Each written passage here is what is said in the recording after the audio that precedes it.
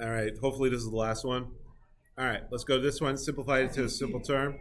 This is going to be tan and cosecant, which I can rewrite as sine over cosine times 1 over sine. Cancel out the top and the bottom. That's 1 over cos, which becomes secant. Shh. Next one. It's going to be cosine sine tan. So cos plus sine times sine over cos, which means I can rewrite this as cos over 1 plus sine squared over cos. I need these to be common denominators, so I'm going to multiply this side by cos over cos. So I get cos squared plus sine squared over cos. But luckily I know cos squared plus sine squared is 1 because of the Pythagorean identity. So this is also secant. I don't know which version this would be. Probably is the later version. Next one. 1 over cosine squared x. Pythagorean identity tells me that's going to be a sine squared. Secant squared minus 1. Pythagorean identity is going to tell me that's tan squared. So that's going to be sine squared times the reciprocal of tan. So cosine squared over sine squared. Because I'm dividing tan, I'm going to multiply by its reciprocal. Cross these out, cos squared.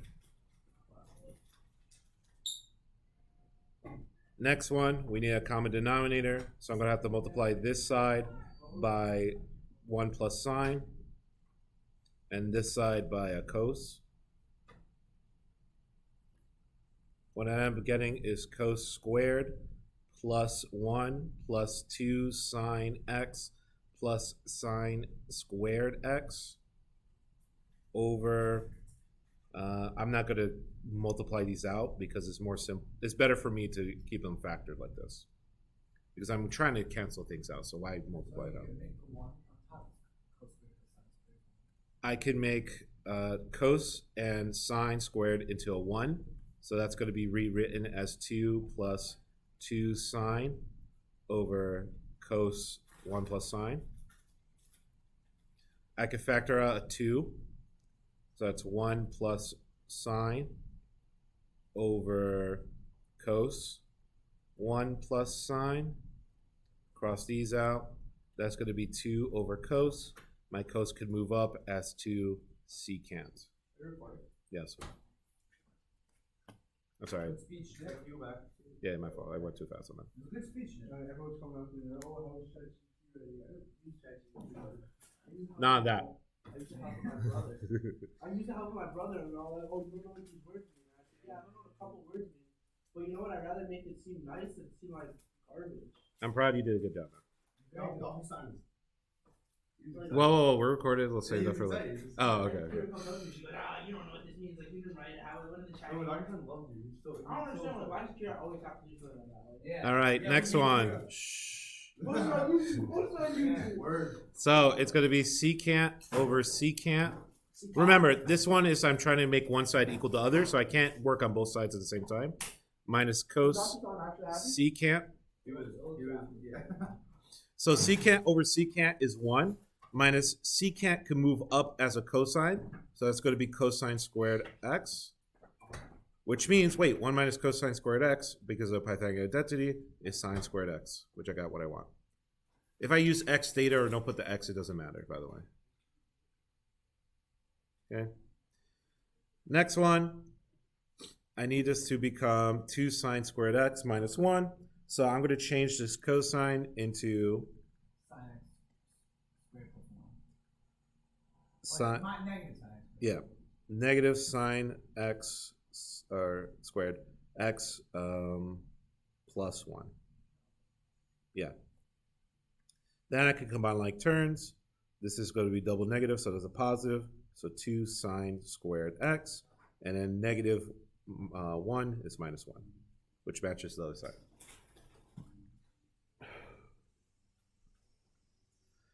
This one, secant minus cos equals sine tan x. So on the left, Usually it's easier to make an addition into multiplication by using common denominators.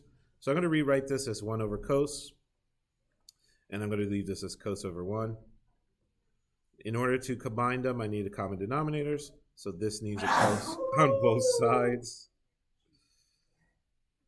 So it's going to be 1 minus cos squared over cos, which means that's going to be sine squared over cos, which means I could rewrite this as sine over 1 times sine over cos. If I rewrite it like that, this obviously on the right is tangent. Happy. Next one. Here, the best thing to do is I just FOIL this out.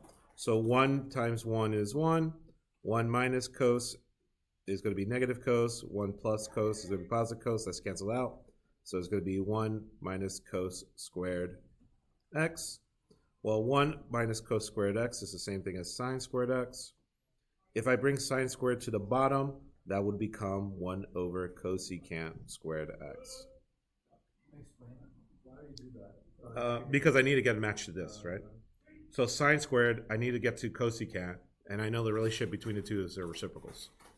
So I move it to the bottom. How does it look like for how does like look for multiple choice? Yeah. The multiple I can't show you, but I literally have like this is an old one. I still just use it. It's just a question, and I'll show option A. It'll show all the steps what you did for option A, option B, option C.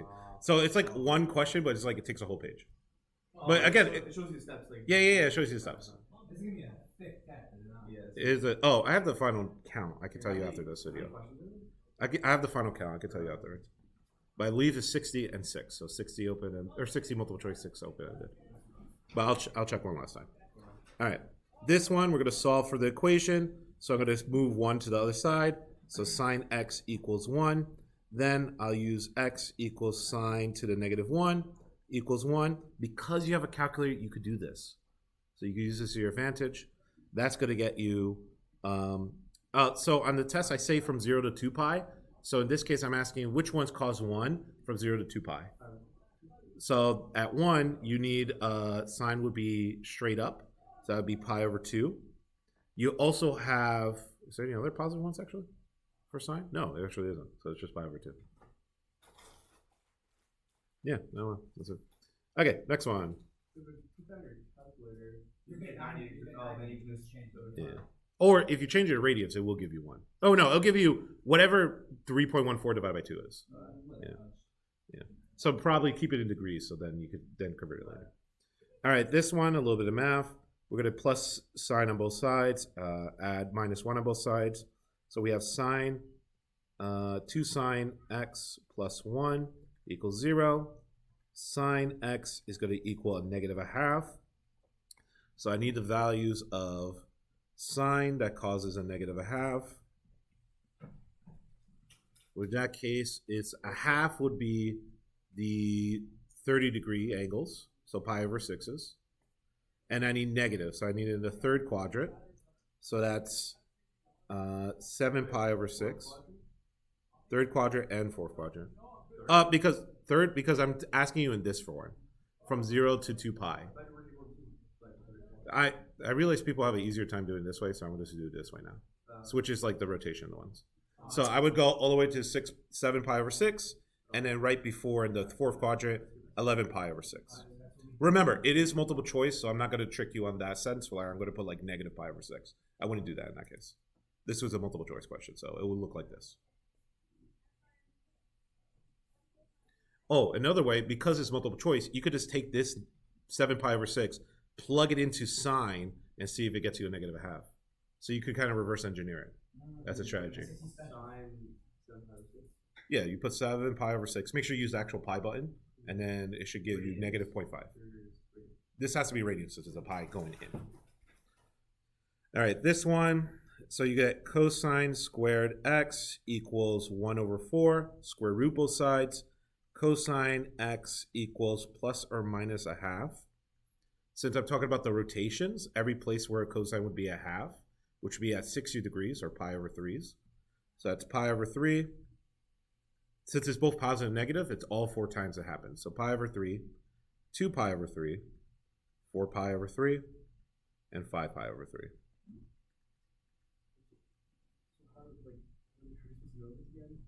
It could be in between. We didn't do like third. You're right.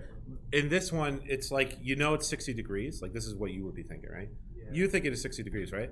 So since I know it's both positive, negative cosine, or positive, negative, that means any 4 quadrants work, right? Oh, so you do like 180 by 60. Yeah. 300, 240, Yeah. 120. Yeah. Okay. Like, I just know the radians offhand, Yeah. and I'm trying to do it quickly for the video, but Yeah. there's a lot of ways you could just convert it. This one, you got to factor out, so tan x, tan minus 1, which means after that I can split and solve. So I want tan x when it equals 0, and I want tan x when it equals plus 1 on both sides, 1. So with that in mind, tan is 0 when the slope is 0, or like basically y is 0. So that happens at 0 degrees, or 0 radians, and at pi radians, or 180 degrees. You could also plug it into your calculator, but it won't give you all the answers. You can reverse plug it in. You could plug tan. Yeah. Not even. No, you just put tan 0. Well, if you do second tan 0, it's just going to give you the 0 though. It won't give you the pi answer. It won't give you all the answers. So what you could do is to take 0, plug it into here, and see it becomes 0. Take pi, plug in tan pi, you'll see it becomes 0. You can reverse engineer it. That's the better way, because otherwise it won't give you all the answer if you just do tan negative 1. And then this one, tan, when it causes 1 is when the slope is directly 1, positive 1. So that would be at 45 degrees, or pi over 4. And also, it's at the other way, so it's going to be 5 pi over 4. This would be 225 degrees in the third quadrant. Oh, because you did the first and fourth. Yeah. Tan negative 1 can only be in the first and fourth. So that's why it will give you only those answers. But then why is it? But also, like, just what is the opposite over adjacent? It can only be positive in the first. Yeah. So the other ones, would that change then? Because you're saying that If you put cosine's only positive in. If you put cosine negative 1 of a half, you will get this answer. And if you did cosine negative 1 of negative a half, you would get this answer. The question is asking, or we'll say it'll have this qualifier. What's the equation from this domain, which is from 0 to 2 pi? So because it's from 0 to 2 pi, I have to include all the answers. Which is different how we did on the test, but on the multiple choice it's more clear. So. But it's a tangent every quadrant. There's a tangent, but tangent's not 1 in every quadrant. It's 1 or negative 1 in every quadrant. So these are the ones that are positive, which is the first and the third. All right. So system equations. We got a couple of lessons in this. Here's a test from last one. Yeah, we're going to just go over these. So definitely pay attention to this. For this one, the best way to do it looks like, is to eliminate, because this is 4y and this is negative 4y. So I'm going to add down. You could technically multiply the bottom by negative 1, then subtract, but I'm just going to add down. It's the same thing. Remember, your goal is to make something 0. So negative 7 plus 4 is negative 3x. And then y's cancel out, which is perfect. That's literally what I wanted. And then 24 equals 0. That's 24. So I'm going to divide it by negative 3 on both sides. X is negative 8. But that is not your answer. It's going to be a coordinate point. So you're going to take negative 8, plug it into either the top or the bottom. I'll plug it in the bottom. Looks easier. 4 times negative 8 minus 4y equals 0. This is going to be negative 32, and add it to the other side. Negative 4y equals 32. Divided by negative 4, y equals also negative 8. So your answer would look like this. Negative 8, comma, negative 8 on the multiple choice, because it's a coordinate point. Yeah, I plugged in the bottom one. If you plug it in the top one, you should still get the same answer. 4 answers. When there's a quadratic and a straight line, that means there's 2 points hitting. So you have 2 x's and 2 y's, effectively. That's not even. That's going to be on. That's later on this little page. Okay. Next one. For this one, I have a situation where it's not easy to eliminate or anything like that. So I'm going to rewrite this to set it up. So I'm going to rewrite the second one by subtracting 7x on both sides. So negative 7x plus 2y equals negative 10. And 14x minus 4y equals negative 20. You might notice a pattern here, but if you don't notice, we'll just keep going. But I'm going to double the top one so I can make a match. You usually try to match the x or the y. This is a special case where they both match. And we're going to talk about what that causes. So negative 14x plus 4y equals negative 20. 14x minus 4y equals negative 20. So we're going to subtract down, or we're adding down, I guess. So we end up getting 0 equals negative 40. Now, can 0 equal negative 40? No. So that's going to cause a no solution. Because basically what we're saying here is impossible to make 0 equal negative 40. So there's no solution or no number that could cause that situation to happen. As a aside, if you get an all real solution, you'll typically get a 0 equals 0 or a 1 equals 1. It equals itself. Okay, that would be an all real solution, all right? Or actually, I don't know if it's all real or infinite solutions. I forgot what I put in multiple choice. All right, next one, number 3. Because they both equal y, the best thing I could do is just combine, is to set them equal to each other. So negative 2x plus 2 equals negative x squared plus 2x plus 7. What I should do in this one is rewrite it in a way so that x squared is positive. So I'm going to actually add everything to this side. So we got x squared, negative 2x, so that would be negative 4x. And then negative 7 plus 2 is negative 5. Remember, I just did it that way because I want to make the x squared positive. That's the only reason why I moved it to that way. You could also do it to the right and then multiply everything by negative 1. So from here, I'm going to factor, which is going to be x minus 5 and x plus 1. Which means my possible answers are 5 and negative 1. Which means I'm going to plug in not only 5, I also have to plug in negative 1 because there are 2 coordinate points I hit. Luckily for me, I can plug into either one, so I'll plug it into the bottom. So for the first one, y equals negative 2 times 5 plus 2, or y equals negative 8. So the first coordinate point is 5 comma negative 8. The other one is going to be y equals negative 2 times negative 1 plus 2. So that's going to be 4. So the other one's negative 1 comma 4. Make sure you pair them up correctly. So you could assume one of my fake answers would be 5 comma 4, negative 1 comma negative 8. And make sure you put them in the right position. So it's got to be 5 comma negative 8, not negative 8 comma 5. So you got to figure out what my fake solutions would be. My fake answers will be all repositioned. All right, next one. Now, the best thing to look at here is you notice there's an x squared here, and there's no x squared on the bottom, which tells me, what's going to tell me that there's no way I can set up an elimination, because one has an x squared and one doesn't. So what I'm going to do is set up a substitution by setting them both equal to y. So y equals 2x squared minus 5x plus 6. And y equals, subtract 4x on both sides, 3x minus 2. From there, we set them equal to each other. 2x squared minus 5x plus 6 equals 3x minus 2. Move everything to the left side. 2x squared minus 8x plus 8. I could divide a 2 out of everything here to make my life easier. X squared minus 4x plus 4 equals 0. In this case, I'm going to factor things that multiply to 4 that adds a negative 4 is x minus 2 and x minus 2. So x minus 2 squared equals 0. which means the only x value I find in this case is positive 2.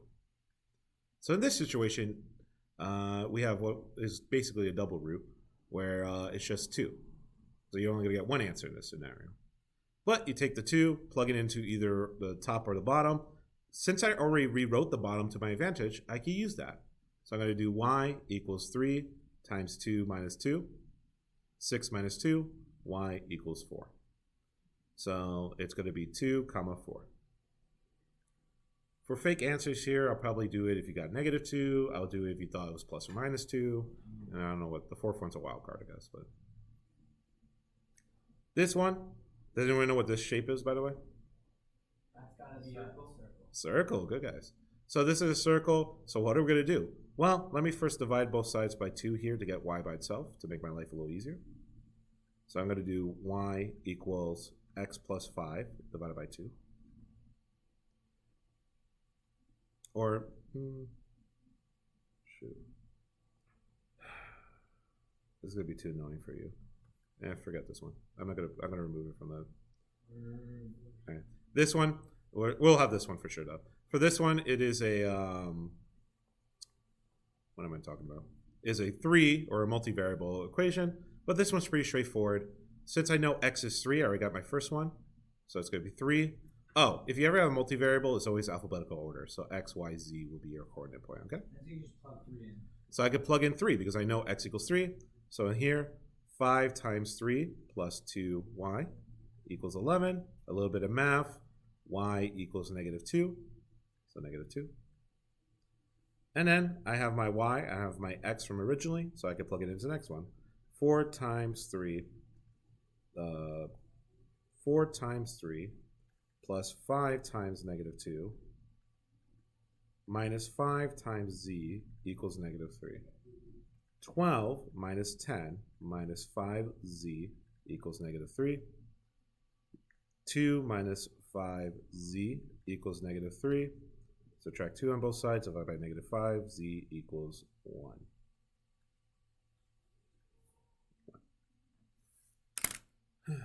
So your answer will look like 3 comma negative 2 comma 1. Just remember, this is considered a 3D coordinate point, x, y, z. Is that it? No, it's too long. Okay. For this one, you have to do row reduction. Yeah, I'm not giving you that. I'll just remove it. And this one is a huge word problem. I ain't gonna give you that. So. We'll call it a day. There we go. Oh, we're